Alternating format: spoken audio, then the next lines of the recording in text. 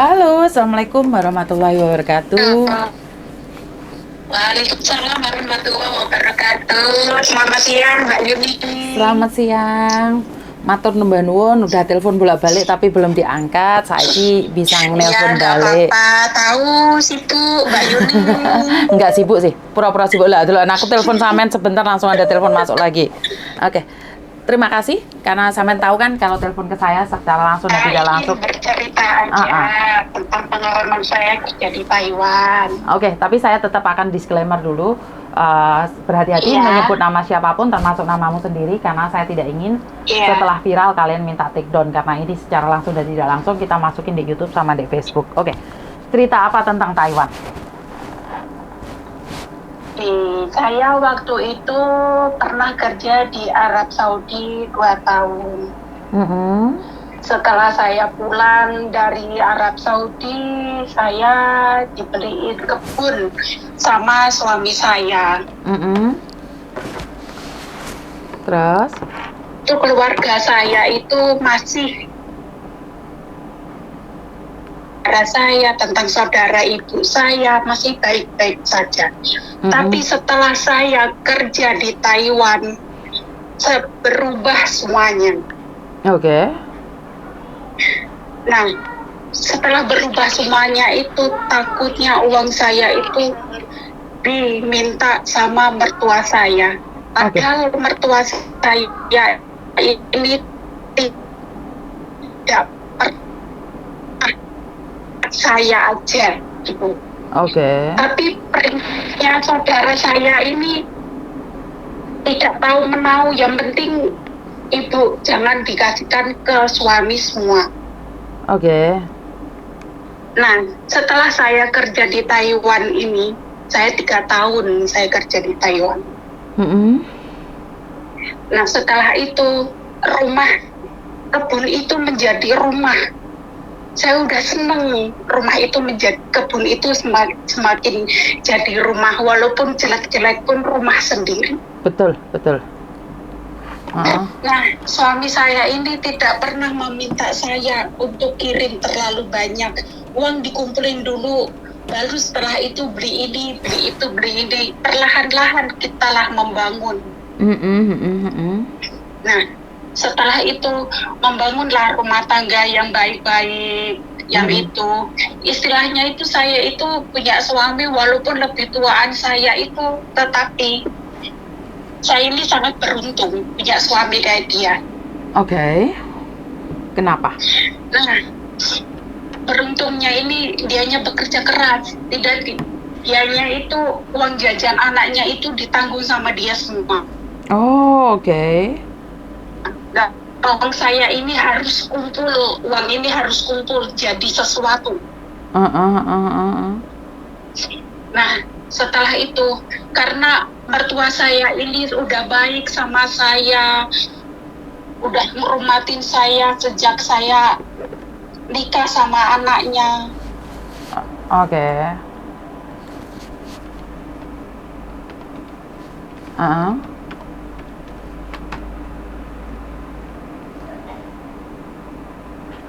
Aduh, kok tiba-tiba mati?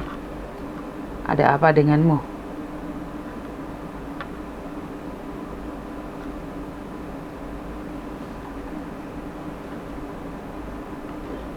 Ataukah koneksinya yang kurang bagus? Saya tidak tahu ada apa.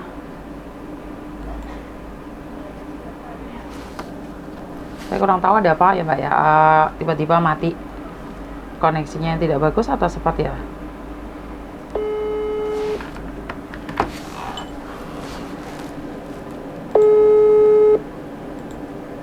Halo.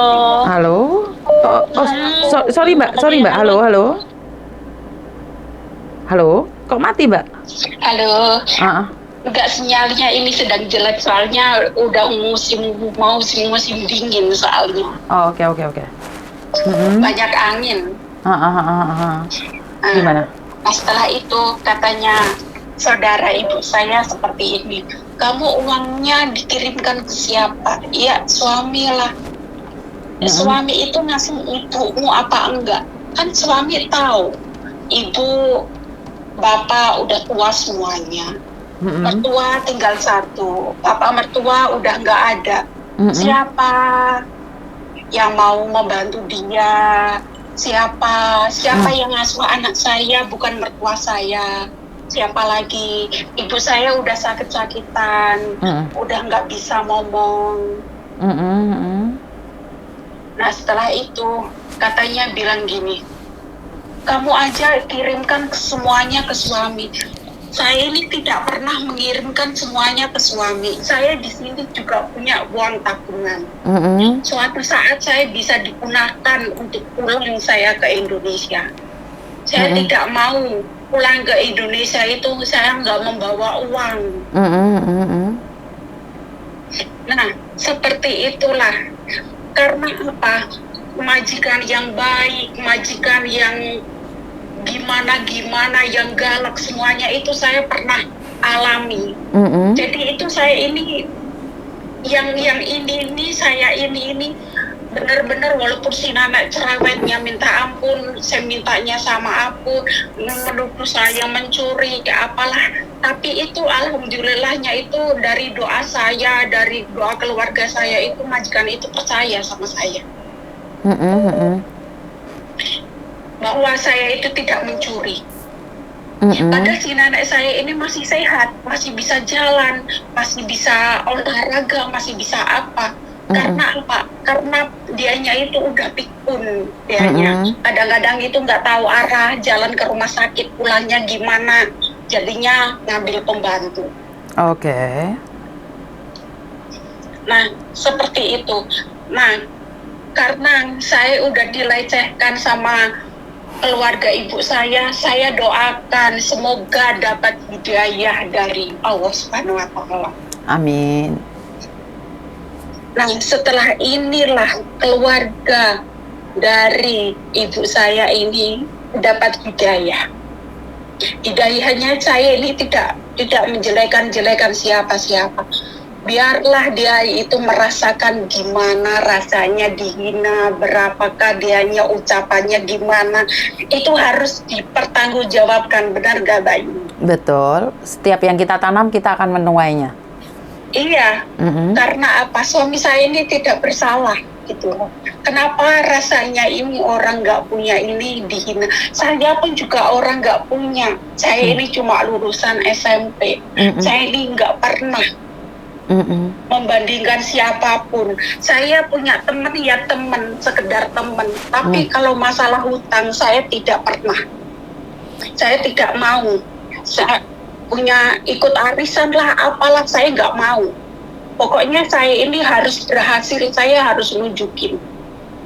Oke, jadi mbaknya di Taiwan sekarang berapa lama sayang? Saya di sini 3 tahun lebih. Sebenarnya saya ini udah mau pulang, soalnya sekarang ini cari pembantu juga susah. Saya juga istilahnya membantu majikan. Sampai pembantu datang, saya pulang. Oke, setelah pulang ada rencana pingin ke luar negeri lagi nggak? Kayaknya mau istirahat dulu karena alhamdulillahnya saya ini udah punya kebun lagi, udah cocok tanam.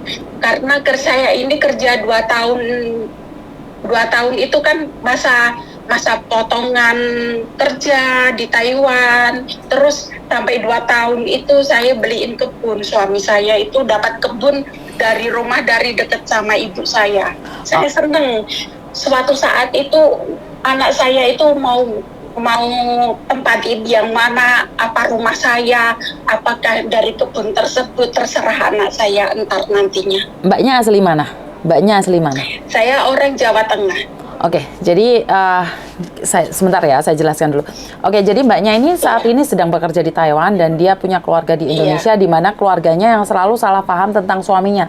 Dipikirnya dia itu kerja di Taiwan, uangnya di-red sama suaminya, padahal dia di sini ingin menjelaskan bahwa ibu dan saudara-saudara dari keluarga saya itu uang saya kirimkan suami, tapi suami saya bisa menjadikan uang itu dengan baik. Begitu kan Mbak maksud sampean? Iya. Jadi jangan menilai orang dari penampilan, jangan menghakimi orang dari apa yang kalian lihat. Ini satu kenyataan dan Mbaknya akan pulang Indonesia seterusnya karena dia saat ini di Taiwan.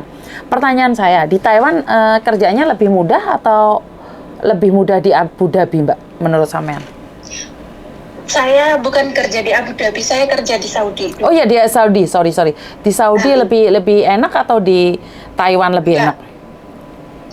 Karena saya dikerja di Saudi itu, saya nggak tahu tujuan mau kemana kerja itu saya nggak tahu. Saya diajak sama saudara, satu majikan dulu, 3 orang di sana, pembantu Indonesia semuanya itu 3 orang.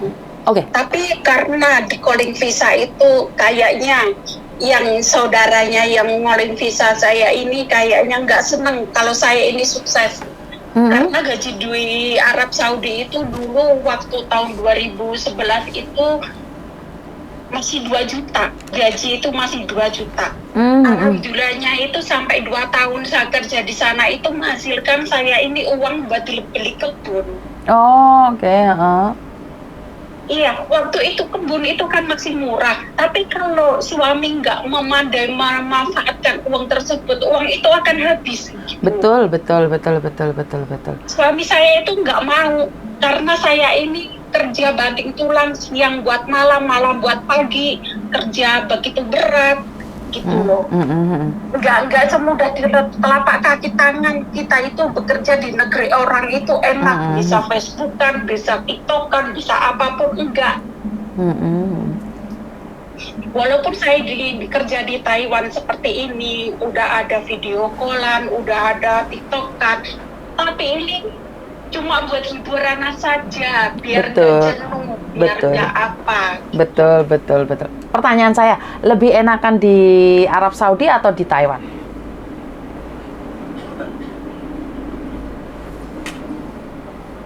Halo?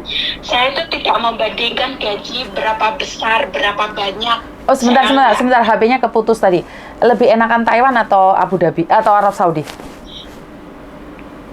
Enakan Taiwan. Enak Taiwan. Iya. Gajinya lebih besar atau karena memang orangnya lebih baik? Enggak masalah gaji saya. Sebenarnya ini masalah tenaga. Kalau kerja kitanya di Taiwan itu kalau udah selesai ya udah selesai. Kalau di Arab Saudi? Tidur. Kalau di Arab Saudi dulu tidurnya udah malam, bangunnya udah siang dibuat malam. Oh, oke, paham. Apalagi waktu puasa semalaman kita nggak tidur. Wah, ngapain? Iya, bikin sahur lah. Oh, siang jadi malam. Oke, paham. Jadi pagi itu jam 7 itu baru kitanya itu tidur. Wah. Jam 12 siang bangun, mandi, sholat, terus bersih. Karena waktu puasa itu kan waktu anak-anak libur sekolah, nggak sekolah. Selama 3 bulan itu Rejab, Ruwah, Ramadan, puasa, nggak sekolah. 3 bulan nggak sekolah. Oh, oke. Ya wes, karena dari sisi Sinanek, walaupun entah malam nggak tidurin orang, tapi siangnya kitanya dapat tidur, majikan tahu. Setidaknya ini majikan ini tahu kalau pembantunya ini capek kerja, jagain emaknya itu capek, majikan ini tahu. Oke. Jadi saya ucapkan terima kasih curhatan dari Taiwan. Karena gini, teman-teman yang lainnya mau proses ke Taiwan aja sekarang sedang susah. Betul. Baik-baiklah sama majikan, baik-baiklah sama pasiennya, entah jaga si kakek, entah jaga si nenek. Karena tanpa mereka pun kita nggak dapat gaji. Betul. Jadi harus sabar dan ikhlas ya, Mbak ya. Iya, harus sabar. Si nenek kayak gini, udahlah aku bantuin, udahlah aku kayak giniin, udahlah aku apain. Karena gini, setiap jaga orang tua harus pergi ke rumah sakit. untuk kontrol dia, untuk ngambil obat dia, gitu. Karena si nenek pun sendiri pun juga nggak bisa ngomong. Kalau kitanya itu nggak bisa ngomong, gitu loh. Kadang itu majikan itu sibuk, nggak sempet untuk mengantar si nenek sama pembantunya ke rumah sakit. Nah waktu itu si nenek itu kan ngomongnya kayak gini, aku mah sakitnya di sini seperti itu kan. Saya jelasin sama si dokternya ini bahwa si nenekku ini sakit seperti ini. Apakah harus ronsen? Apakah harus diambil darahnya atau gimana? Si nenek kok merasakan sakit, si nenek kok merasakan seperti ini, tensi darahnya naik. Apalagi musim seperti ini kan. Jadi itu sebagai pembantu yang baik itu harus menjaga betul-betul pasiennya seperti itu. Oke. Jangan mentang-mentang mengeluh tentang suasana pekerjaan, jangan mengeluh, jangan pantang menyerah. Kita buktikan pada orang lain kalau bahwa ini saya itu bisa. Saya ini kalau punya uang banyak, saudara akan datang. Tetangga pun akan datang. Tapi kalau setelah nggak punya uang, kita diremehkan, dilecehkan. Oke, sip. Jadi pesannya adalah sabar, ikhlas, dan berusaha. Suami saya gini, baju nggak usah bagus-bagus, ngapain bagus-bagus, yang penting layak dipakai, udah. Betul. Uang kumpulin. Betul. Teman nggak usah banyak. Nanti kalau kitanya dapat uang banyak, teman akan datang sendiri. Betul. Setuju sekali. Jadinya seperti ini. Kalau suami kita baik, kita baikin. Kita usahakan untuk menjadi yang lebih baik. Walaupun suami saya nggak ganteng-ganteng amat, yang nggak jelek-jelek amat, yang penting hati terasa nyaman sama seperti itu. Oke. Setuju sekali. Nah, saudara ibuku itu kecelakaan kemarin itu. Nabrak orang, udah membayar, dianya dijahit, udahnya dia masuk rumah sakit. Apakah yang dia tuai sama ucapannya, dialah sekarang yang merasakannya? Saya harus keplok tangan? Enggak. Saya doain cepat sembuh. Saya ini tidak balas dendam. Saya ini orangnya itu tidak mau ya omongnya ya sudah gitu. Saya ini tidak mau memperpanjangkan masalah-masalah seperti itu bagi saya itu nggak penting. Oke. Yang penting itu anak saya udah gede, anak saya udah masuk remaja. Oke, berarti Ibu udahlah pulang. Oke, berarti Aku pingin dong adik seperti itu ya. Nanti kalau saya pulang bikin adik. Oke, Mbak. Soalnya kebetulan aku ada pekerjaan lain, ini staff saya ada yang ngasih. Jadi saya ucapkan terima kasih curhatan dari Taiwan dan semoga bisa menjadi jalan. Iya, berinspirasilah sama teman-teman yang pingin berangkat kemana aja, nggak usah mengeluh tentang pekerjaan apapun, asalkan itu halal. Yang penting bisa dapatkan uang, ya udah itu. Ya nih ya wah ya, lo kok paspor jadi kayak penglisan ceng. Jadi udah dulu ya Mbak ya, soalnya kebetulan ada kerjaan lain. Saya ucapkan banyak terima kasih. Nggih, matur teman-teman. Waalaikumsalam warahmatullahi wabarakatuh. Oke, saya minta maaf ya Mbak ya, karena saya sendiri ada pekerjaan lain yang harus saya handle. Jadi ini curhatan dari Taiwan. Saya terima kasih sekali Taiwan. Gimana kabarnya, Lehoma? Jadi kamu baik-baik saja Taiwan. Jadi saya selalu berdoa buat kita semua, semoga kita diberikan kekuatan dan jalan yang terbaik satu sama lain. Jadi jangan pernah ada dendam satu sama lain, apapun itu yang terjadi. Jadi buat teman-teman yang di luar sana, saya ucapkan banyak terima kasih. Wassalamualaikum warahmatullahi wabarakatuh. Berkat Tuhan mengalir atas kita semua. Semoga semua makhluk bahagia dan bye-bye.